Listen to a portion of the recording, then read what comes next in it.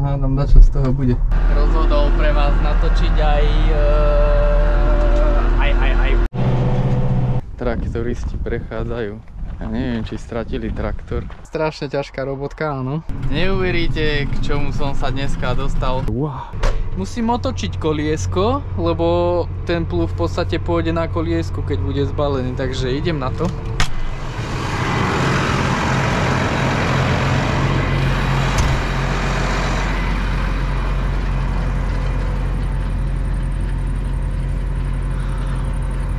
Katastrofa, katastrofa.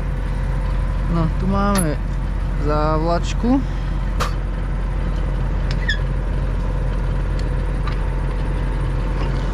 Dneska som sa aj pekne porezal na tých chrobách, no.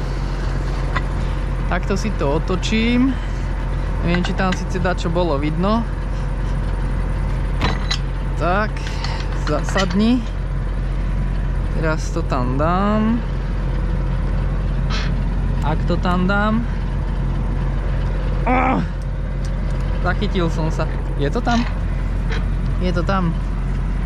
No, ja by som to mal zase trošku natiahnuť. Prečo som si dal rukavicu dolu?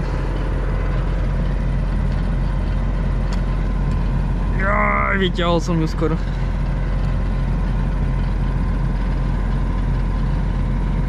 Dobre, trošku som rozťahol, nech to nevybehne, ako nestalo sa mi, že by to vybehlo, ale pre istotu. No, teraz neviem, či tu dačo bude vidno. Ešte tam dačo majú, ale no v podstate toto zodralo. Ona bola až po tadeto, niekde tu hore. Prekrývala ešte túto šrob. Vlastne čo trepem, aha, takto to bolo. Tak ako vidno v podstate to modré, alebo teda to nevyšúchané, tak to bolo až takéto veľké.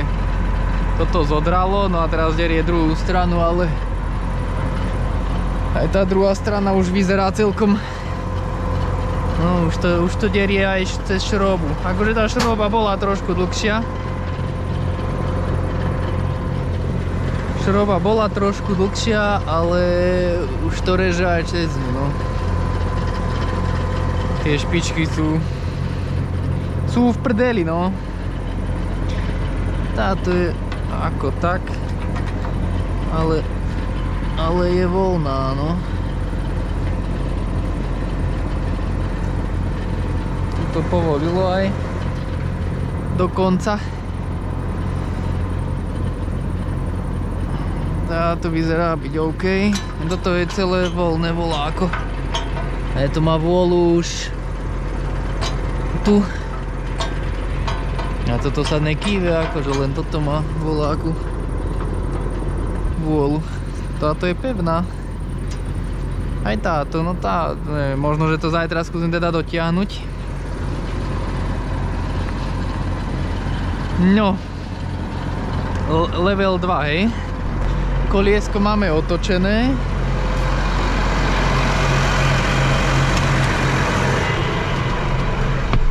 Au. Zakopol som o volačo.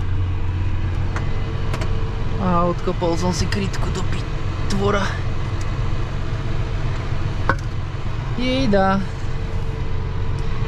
No dobre, tak teraz to dáme zase hore.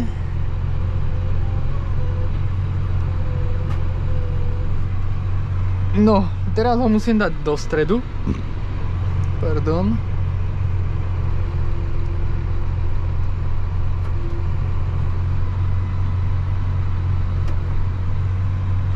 No, dá ako takto.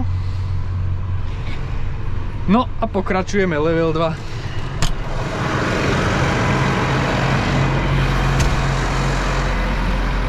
Je to muchy, keď mi to nalieta dnuka, to bude po mne loziť, to bude paráda.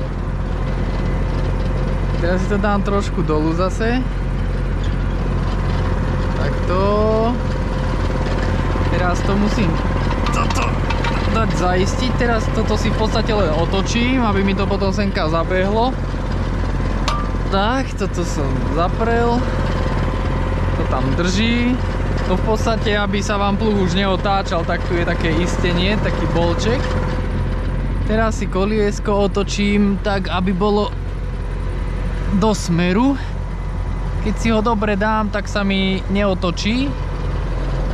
To musím dobre natrafiť.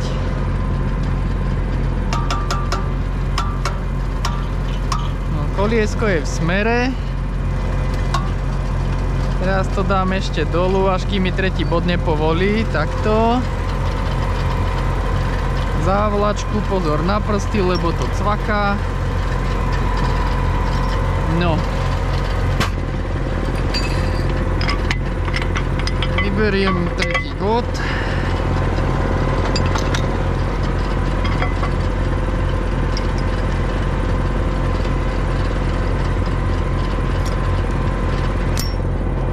Tak. Čiže tretí bod máme odistený. Koliesko máme. A môžeme ísť.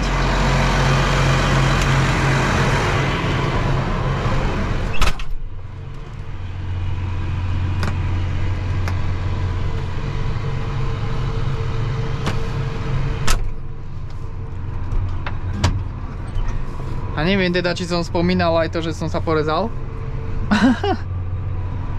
Takže porezal som sa. Keď som menil tie špičky a konkrétne mi pretočilo šrobičku. Ono v podstate tam sú také dve šroby. Stade to sú pichnuté dnu a zozadu sú matky, ktoré nezošúcha, alebo teda keď už to tam je fakt dlho a v takýchto podmienkach, tak môže byť, že zošúcha trošku aj z matky, aj zo šroby, aj zo všetkého. Tak v podstate mi povolilo tú šrobičku a ako som to v podstate vzduchovou uťahovačkou odkrúcal, tak mi to pekne pretočilo cez prst.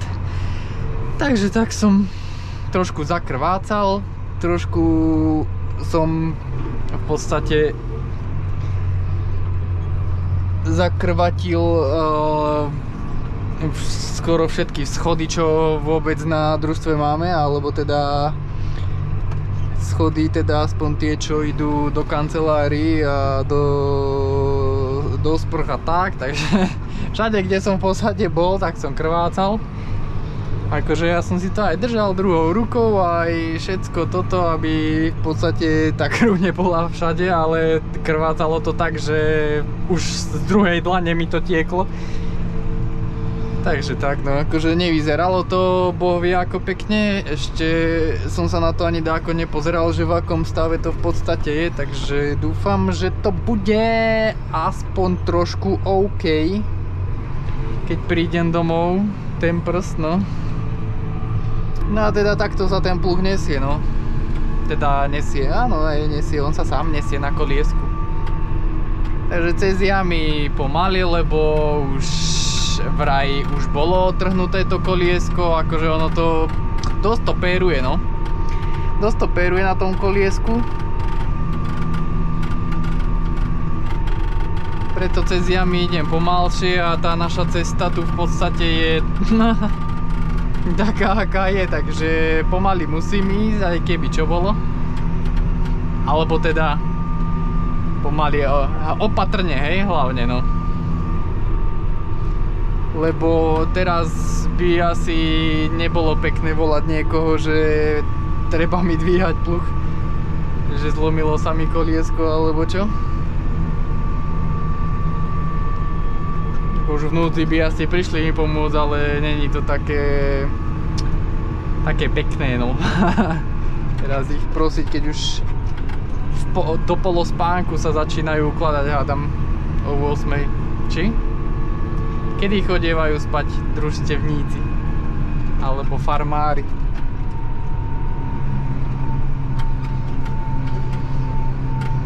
Asi je to individuálne, no niekto vydrží mať energiu aj keď ide neskoro spať, niekto možno, že zase musí skôr spať, lebo inak to druhý deň nezvláda, alebo no tak je to asi individuálne, no. A už mám muchy v kabíne. Už mi lieta do ucha. Kačura. Tu je ešte taký úsek, taký lepší. Bože, tento zámok tu hrká, musím to rozobrať, keď som radšej toto odkopol a aspoň to potom pozriem, že čo to tam je. A nie, ja som to kúkal, ako to tam drží a nevidel som žiadnu šrobu, ale nevadí, potom to otvorím dáko a pozriem, čo to tam hrkal, lebo už ma to fakt irituje. Neviem, či som to už aj nespomínal v nejakom videu, že to musím pozrieť, nehrkaj, ukludni sa, prestaň, porobíš. No, ako hrka, provokuje. Alebo chce, aby som sa na ňu ozaj pozrel, no. Takže takto. Spravím aj taký prejazd trošku teda pre vás. Koho to bude zaujímať, aspoň budem mať čo pozerať, a koho nebude baviť to, že to hrká, tak to kľudne môže vypnúť, lebo ja to asi rozbijem. Pekné svetielka, že? Či tam nevidno? Nikto nevie. Až potom uvidíme, že či čo bolo vidno.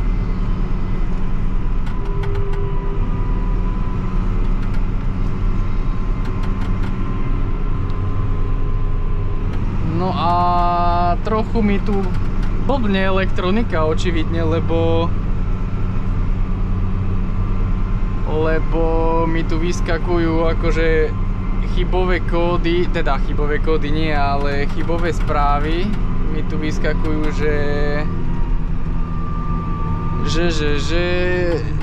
že chyba v podstate predného náhonu spolu s uzavierkou, aj keď ten predok tam stále ide a uzavierka teda asi tiež, ale sem tam vyskočia tie kódy, no, a potom v podstate na tej prístrojovke nič iné nevidím, iba tie kódy tam v kuse blikajú. Ale teda neviem, no, že kde presne je ten problém s tým. A tento tunel už možno, že tento podjazd možno, že už aj niektorí poznajú z videa, že kde asi som. Kamera sa hreje, za chvíľku sa možno vypne, aj keď tu není dáko teplo, ale aj baterka dochádza. Takže keby náhodou sa vypla, tak ďakujem za sledovanie a čaute.